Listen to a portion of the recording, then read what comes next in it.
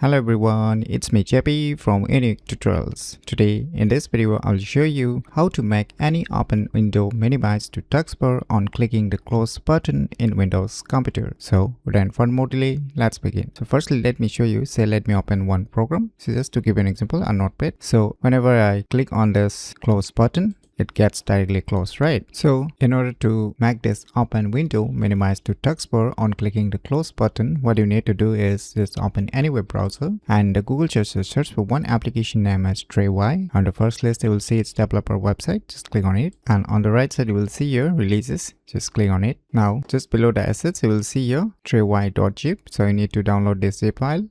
So finally the file has been downloaded, so let me go to the folder where it's being downloaded and let me close this web browser. So just double click it to extract this zip file. This just open the extracted folder. Now the first file is the application, so just double click on it. So once you see a settings file is appearing on this folder, that means the application has started. So now you can just minimize it. Now just click on this Taskbar tray menu icon.